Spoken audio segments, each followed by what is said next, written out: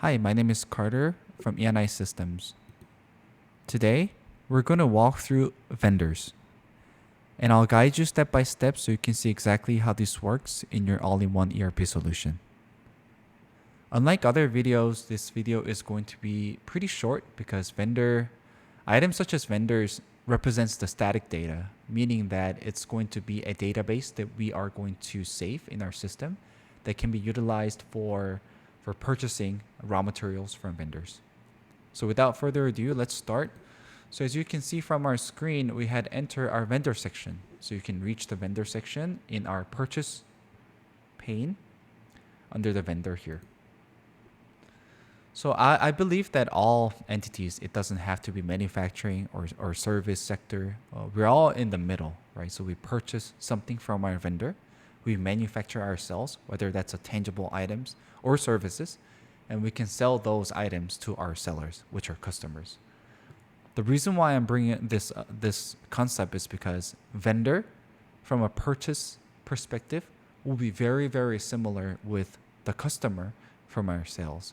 So I'm giving you a little bit of hint of the similarity that we're gonna have for the vendor section with our customer. So in our vendor, we can simply go into our add new section here, and as you can see, it's very consistent throughout our system that we have a new window popping up for adding either items or vendors, so you don't get confused with which functions that we're utilizing, right?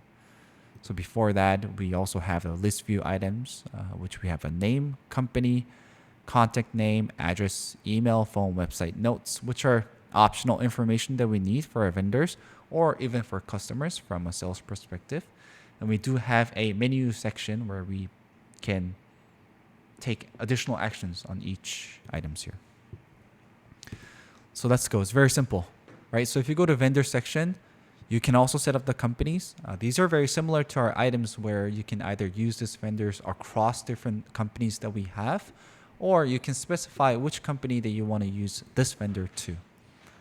So as you can see, I have 3 different companies. One's making coffee, one's making a doll. So I don't think the vendors are going to overlap, right? So we're going to use a vendor for our doll company. So I'm going to specify this company here, and our vendor will be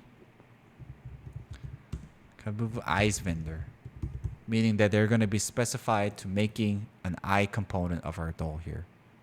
So company name will be eye maker, right? So very simple.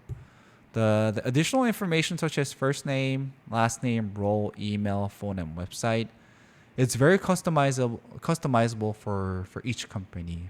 For certain companies, you or even for certain groups within your organization, you want to connect these vendors to the head of manufacturing, for example.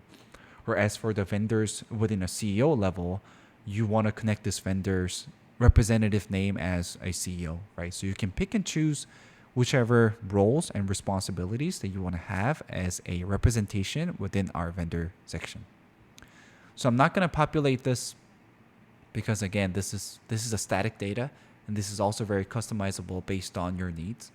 So you can pick and choose which represents your company and which representative that you want to choose from.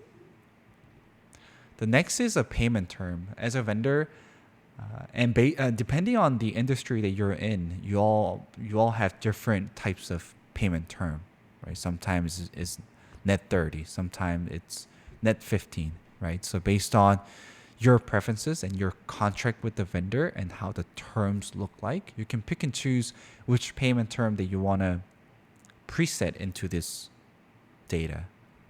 And you may wonder, why is this important for you to set this ahead of time, right?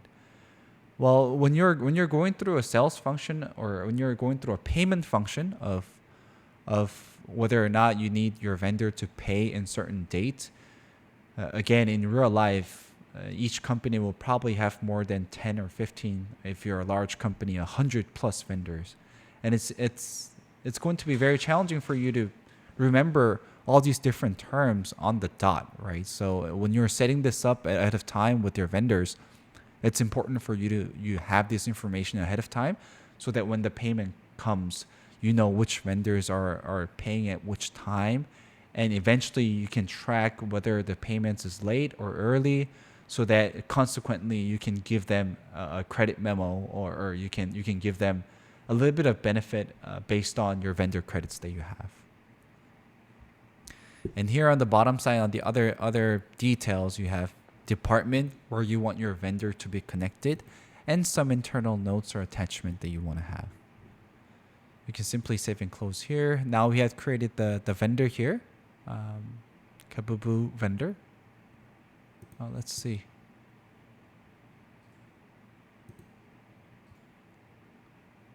Yeah, I don't see that it was added.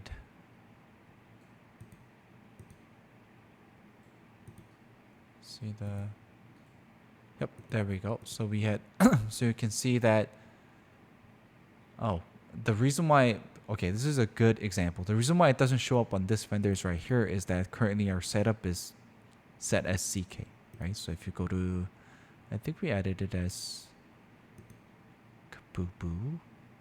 So if you go here, see, you can see that Kabubu Ice vendor was added to the company here.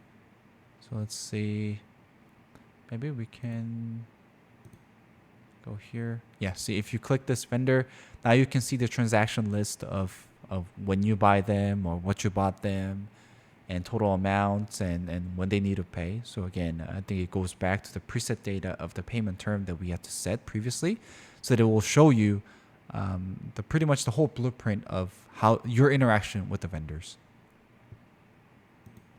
So that's it for today's video. Thanks for watching, and I'll see you on the next one.